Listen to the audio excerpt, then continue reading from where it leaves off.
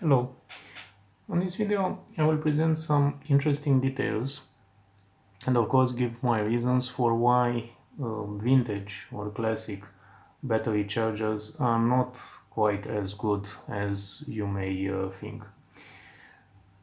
I will give some background on this old battery charger. As far as I can tell, it is somewhere in between 15 years old, 17 years old. I don't remember exactly when it was bought. At that time, I have to say that high quality options were quite limited in many ways. The technology we have right now for controlling charging is much different from the one that was available back then. All these technological advances really made technology affordable, and it changed also battery chargers as a result. So first of all, this was Chinese built charger. It is Chinese branded and Chinese built battery charger. I think it was one of the reasonably well built ones, and I will give also some details about it. I will also show you the inside of the battery charger and comment a bit upon it. So first of all, this is a classical battery charger in the sense that it has no charging monitoring circuit. It just limits the amount of current that is being delivered to the battery or to the batteries, because you can take multiple ones. And of course, there are many limitations that come with this design. However, on the other side, the design is not entirely bad, because there are some good aspects that have been considered.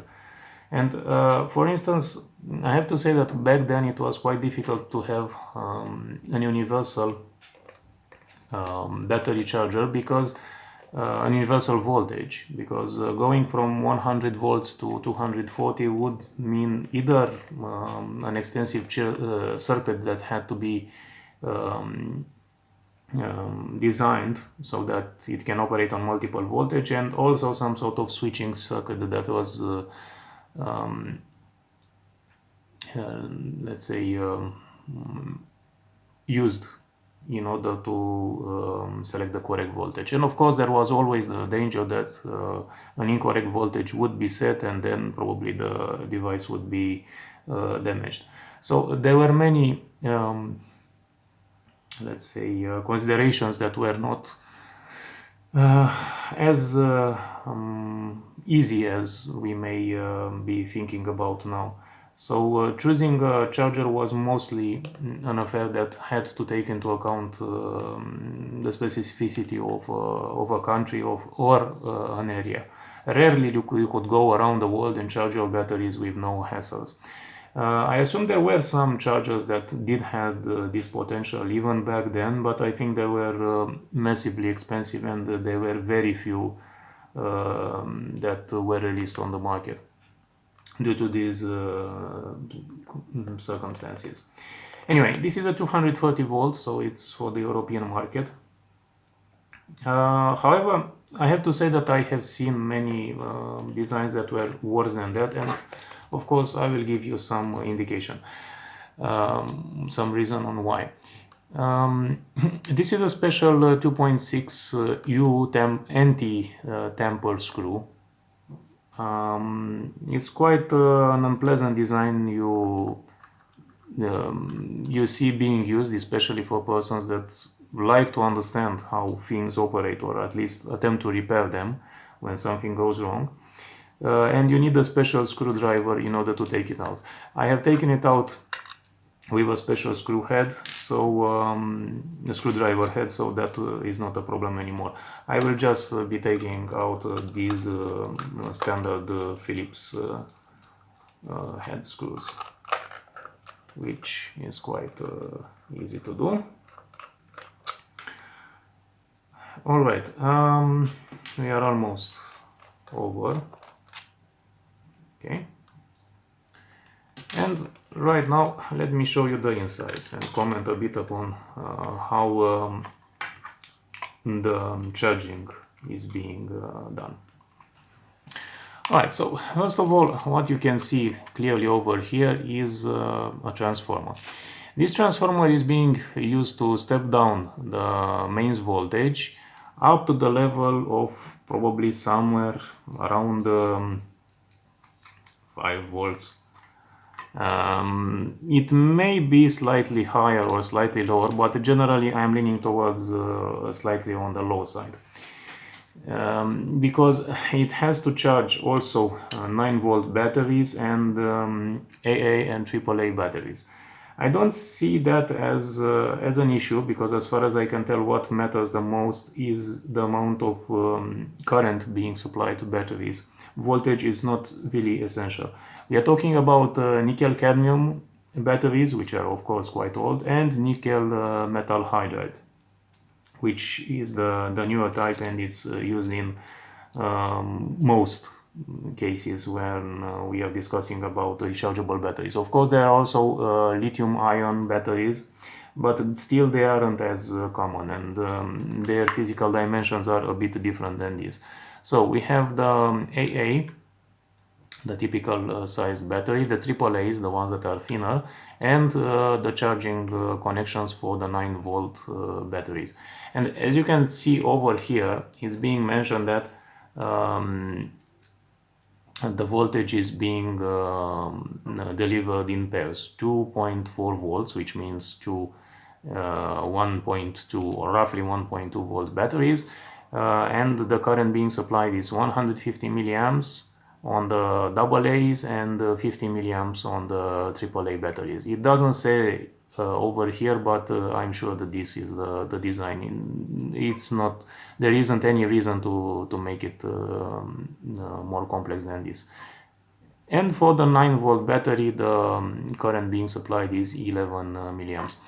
Oh, right now you may be thinking what this does mean in practice, and I have to mention one detail, considering a quite typical modern rechargeable battery.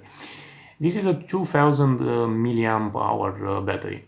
If you were to take the battery capacity at face value, you can consider that probably this battery has to be charged up until it reaches at least this value that is being printed upon it, which means 2000 milliamps. Considering that you are going to trickle charge it with, and what trickle charging means, it means slowly charging.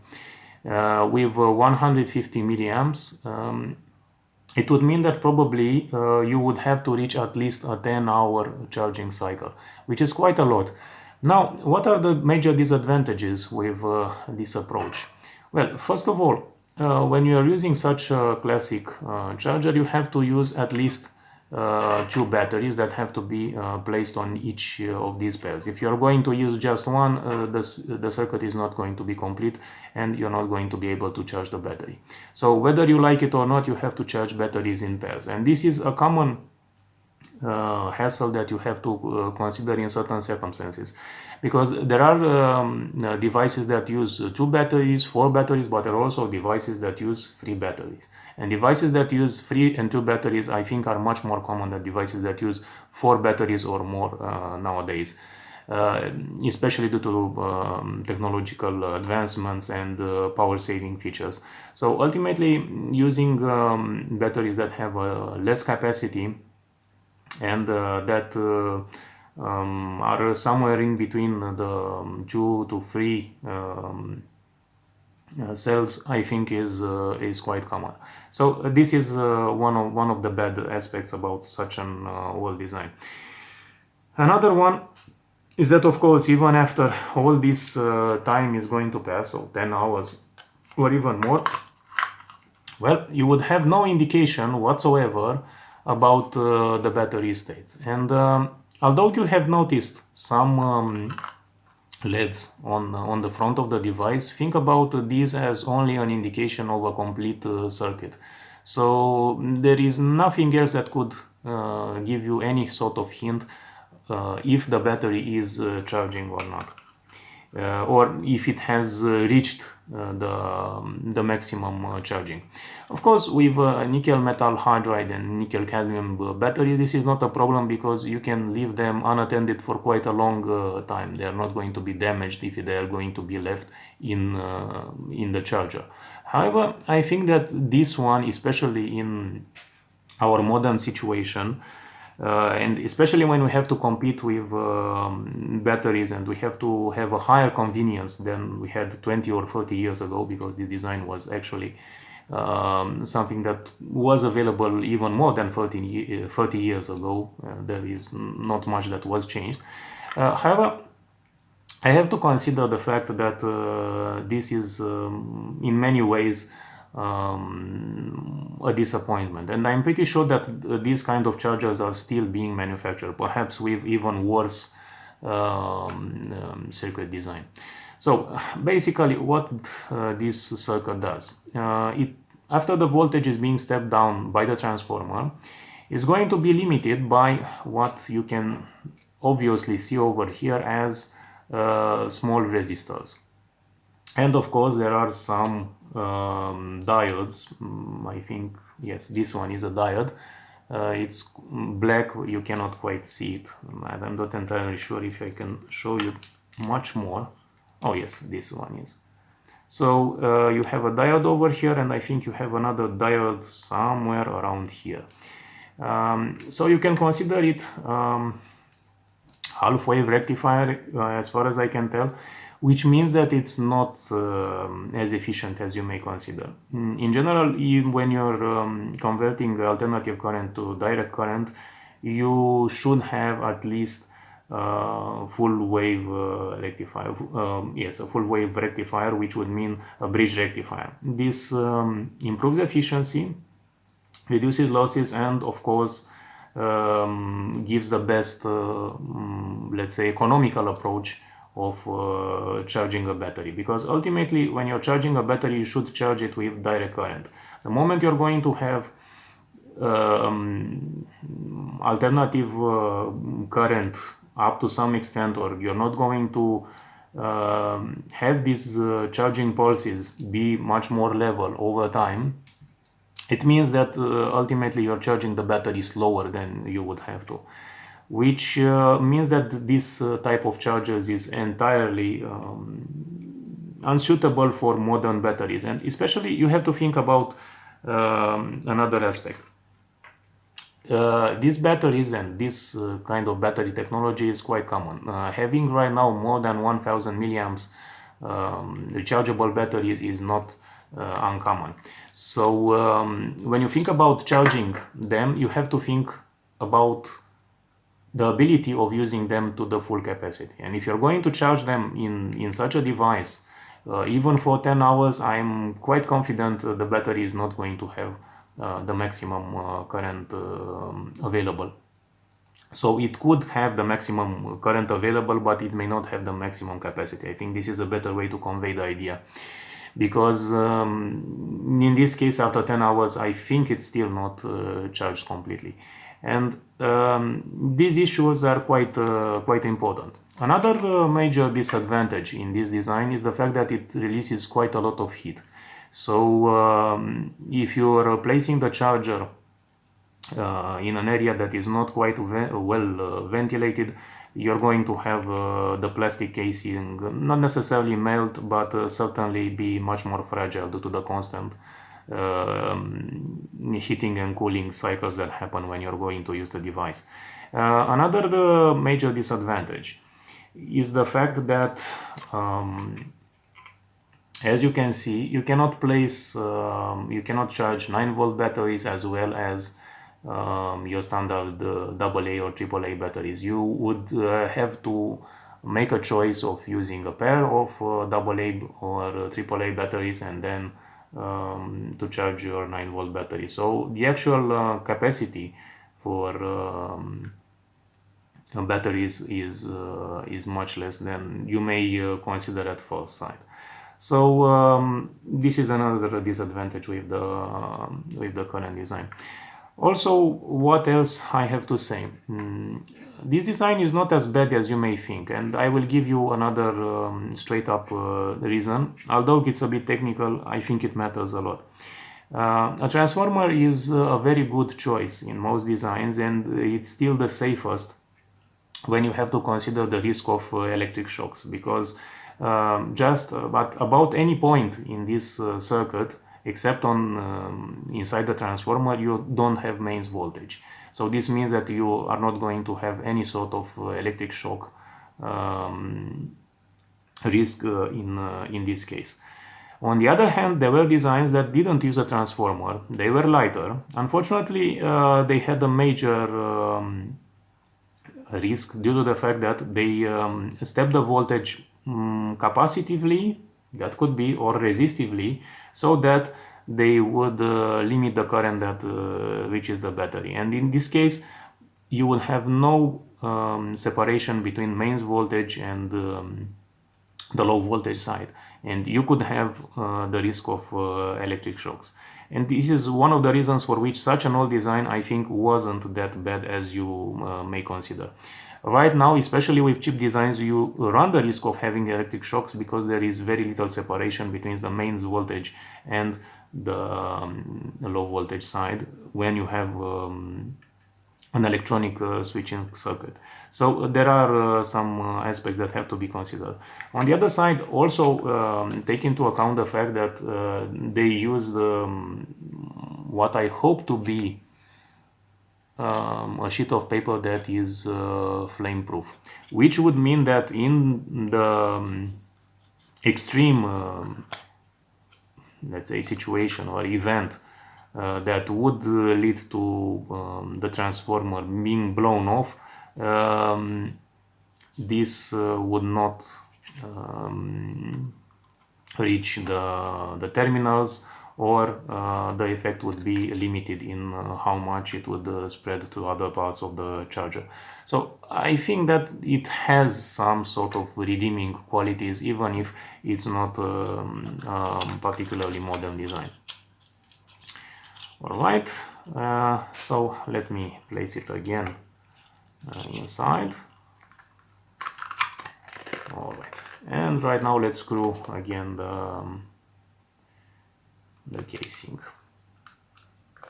What else I have to say about this kind of charger?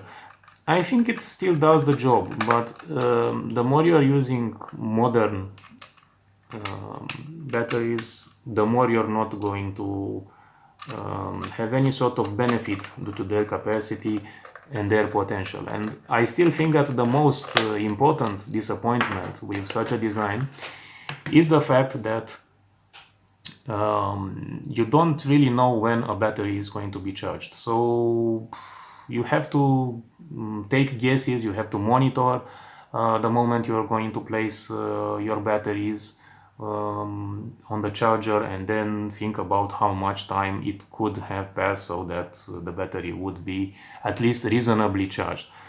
More modern chargers have either a timeout feature that is quite good in the sense that it ensures that at least you have some visual indication when you can safely take out your batteries, and they have at least a predictable charging state. And more advanced ones also have the ability of determining the battery's charging state.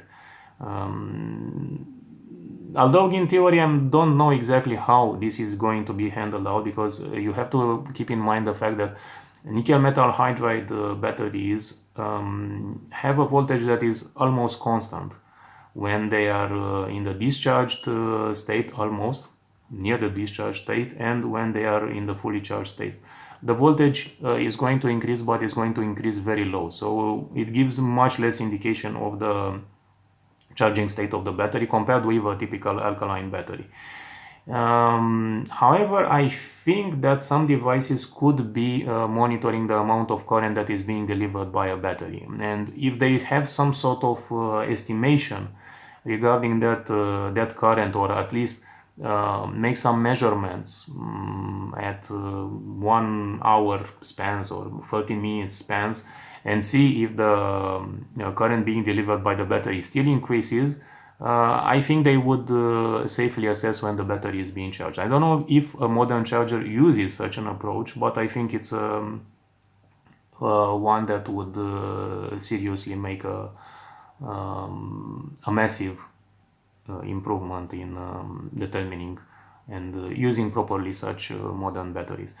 So I think this covers just about anything I would like to say, with the exception of course, modern battery chargers being able to deliver more current to the batteries. This would mean that instead of a 10 hours charging, you would have probably a 5-hour charging time.